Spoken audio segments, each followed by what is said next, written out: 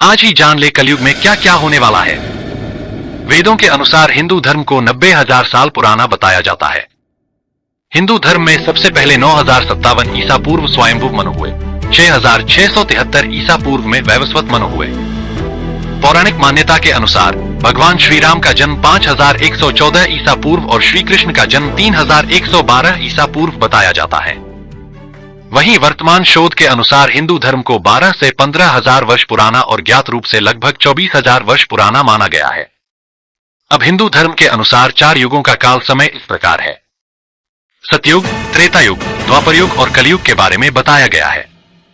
इसमें सतयुग लगभग 17,28,000 वर्ष पुराना, त्रेता युग 12,96,000 वर्ष, द्वापर युग 8,64,000 वर्ष और कलयुग को 4,32,000 वर्ष का बताया गया है।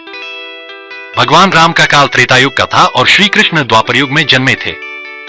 वैसे सभी को पता है अभी वर्तमान में कलयुग चल रहा है। क्या आप जानते हो अभी कलयुग में कितना समय शेष है? विद्वानों की माने तो कलयुग के 4,32,000 मानव वर्ष में अभी कुछ ही हजार वर्ष बीते हैं। अगर कलयुग समय की आधुनिक गणना की जाए तो इसकी शुरुआत 3120 ईसा पूर्व हुई थी, जब मंगल, बुध, शुक्र, बृहस्पति और शनि 5 ग्रह मेष राशि पर 0 डिग्री पर थे। इसके अनुसार अब तक कलयुग के 5125 साल बीत चुके हैं। इस तरह से कलयुग के 4,32,000 साल में 5125 को घटाने पर 4,26,875 वर्ष शेष रहते हैं। यानी अभी कलयुग खत्म होने में 4,26,875 वर्ष बाकी है। वर्तमान समय को कलयुग का प्रथम चरण कहा जाता है। अब आने वाले 1000 साल बाद कैसा होगा कलयुग अभी जान लें। धर्म ग्रंथों में कलयुग में धर्म का लोप, बुराइयों और कुरीतियों का बढ़ना आदि जैसे काम बताए गए। इस युग में पृथ्वी पर केवल मनुष्य ही सभी प्राणियों में श्रेष्ठ होता है और देव, दानव, यक्ष या गंधर्व नहीं होते। इस युग में अच्छे कर्म करने वालों को देवता तुल्य माना जाता है और बुराई व पापाचारी की तुलना राक्षस से की जाती है। महर्षि वेदव्यास जी ने महाभारत में कलयुग के बारे में भविष्यवाणी करते हुए कहा था कि इस युग में मनुष्यों में वर्ण और आश्रम संबंधी प्रवृत्ति नहीं होगी और वेदों का पालन करने वाले नहीं रह जाएंगे। यहां तक कि लोग विवाह के लिए भी गोत्र, जात और धर्म नहीं मानेंगे। शिष्य गुरु के अधीन नहीं होगा। जैसे जैसे कलयुग का समय बीतता जाएगा घोर कलयुग आता जाएगा। ये सब हम लोग जानते हैं, फिर भी पाप करने पर तुले रहते हैं।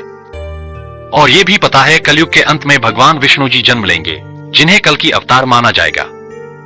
संसार में जब जब अनाचार, दुराचार और अत्याचार बढ़ा है, उसे समाप्त करने और संसार को बचाने के लिए भगवान विष्णु ने अवतार लिए हैं। भगवान विष्णु के 10 अवतारों के बारे में बताया जाता है, जिसमें कल की 10वां और अंतिम अवतार है। कलयुग में जब पाप अंतिम चरम पर पहुंच जाएगा तब भगवान विष्णु कल की अवतार में जन्म लेंगे।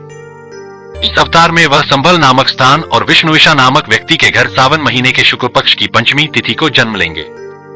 इस अवतार में वे देवदत्त घोड़े पर सवार होकर पापियों का नाश करेंगे और दुनिया में फिर से भय आतंक खत्म होकर सतयुग की स्थापना होगी। हालांकि कल की अवतार में अभी हजारों वर्ष बाकी है, लेकिन लोगों के बीच भगवान विष्णु आज भी कल की अवतार में पूजे जाते हैं। ये बात याद रखना, धरती पर जब जब पाप बढ़ा है, भगवान विष्णु ही अलग अलग रूप में जन्म लेकर उसका नाश किए हैं। मेरे प्यारे दोस्तों, लिखा हुआ विधाता का कौन टाल सकता है? जो होना है वही होगा। फिर भी इस वीडियो के कमेंट बॉक्स में राम राम लिख दो और लाइक शेयर जरूर करना।